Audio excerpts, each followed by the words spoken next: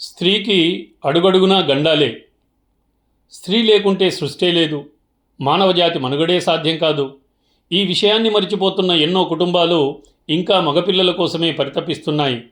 ఆ లింగ వివక్ష కారణంగా 2020 నాటికి దేశీయంగా 4.5 కోట్ల మంది ఆడపిల్లలు అమ్మగర్భంలోనో పుట్టిన కొన్నాళ్లకో కడతేరిపోయారు. ఈ మేరకు ఐరాస జననిధి సంస్థ నివేదిక లోగడ దిగ్భ్రాంతికర అంశాలను వెల్లడించింది.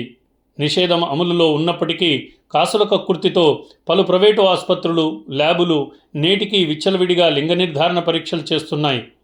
పుట్టబోయేది ఆడపిల్లని తెలిస్తే తల్లి కడుపులోనే అంతమొందించడానికి వెనకాడని కర్కశకులకు అవి కొమ్ము కాస్తున్నాయి.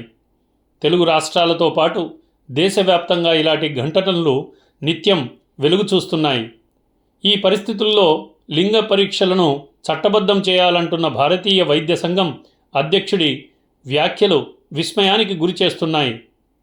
లింగ నిర్ధారణ పరీక్షలపై నిషేధం తొలగిస్తే భ్రూణ హత్యలు ఇక విచ్చలవిడి కావా?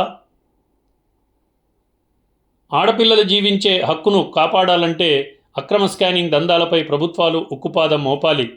కుటుంబ సభ్యుల ప్రోత్సాహం ఉంటే రంగమేదైనా దూసుకుపోగలమని నేటి మహిళలు నిరూపిస్తున్నారు. అదే సమయంలో పేదరికం, బూజుపట్టిన పితృస్వామ్య భావజాలం మూలంగా ఎంతోమంది ఆడపిల్లలు చిన్న వయసులోనే బలవంతంగా పెళ్లిపీటలెక్కుతున్నారు. ఆ తర్వాత మానసికంగా, శారీరకంగా తీవ్ర సమస్యలు ఎదుర్కొంటున్నారు. దేశవ్యాప్తంగా ప్రతి నిమిషం 3 బాలికలు సంసార ఊబిలో కూరుకుపోతున్నట్లు భారతీయ శిశు సంరక్షణ పరిశోధక బృందం అధ్యయనం ఇటీవలే చేదు వాస్తవాలను ప్రకటించింది. బాల్య వివాహాలకు అడ్డుకట్ట పడాలంటే తాజాగా సుప్రీంకోర్టు ఉద్ఘాటించినట్లు పాలకులు బహుముఖ కార్యాచరణకు సిద్ధం కావాలి. న్యాయపాలిక ఆదేశాల మేరకు ప్రతి జిల్లాలో ప్రత్యేక అధికారిని నియమించి చిన్నారి పెద్లి కూతుళ్లను కాపాడాలి. దేశీయంగా చదువులకు దూరమైన 11.5 లక్షల మంది చిన్నారులు వైవాహిక పంజరంలో బందీలయ్యే ప్రమాదముందని తాజా అధ్యయనం ఒకటి హెచ్చరించింది. ఇలాంటి వారినందరినీ బడిబాట పట్టించి జీవితంలో కుదురుకునేలా ప్రభుత్వాలు శ్రద్ధ వహించాలి. అనేక దురాచారాలకు తల్లి వేరు అవుతున్న పేదరిక నిర్మూలనకు చిత్తశుద్ధితో కృషి చేయాలి. అమ్మ కడుపులో పడినప్పటి నుంచి ఆడపిల్లలకు అడుగడుగునా గండాలెన్నో పొంచి ఉంటున్నాయి. అపహరణలు, అత్యాచారాలు, హత్యలు, లైంగిక వేధింపులతో స్త్రీలకు ఎక్కడా భద్రత లేకుండా పోతోంది.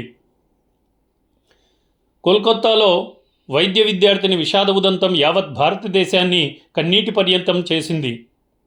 తాజాగా వైఎస్ఆర్ జిల్లాలో ఇంటర్ విద్యార్థిని ఒక కిరాతకుడు అగ్నికి ఆహుతి చేశాడు. కామాంధుల కర్కశత్వానికి ముక్కుపచ్చలారని చిన్నారులు బలవుతున్నారు. ఇంటర్నెట్ ముంచెత్తుతున్న అశ్లీల వీడియోలు, మత్తు పదార్థాలు మనుషులను రాక్షసుల్లా మారుస్తున్నాయి. కేసుల పరిష్కారంలో ఎడతెగని ఆలస్యం అసుర సంతతికి ఆయాచిత వరమవుతోంది.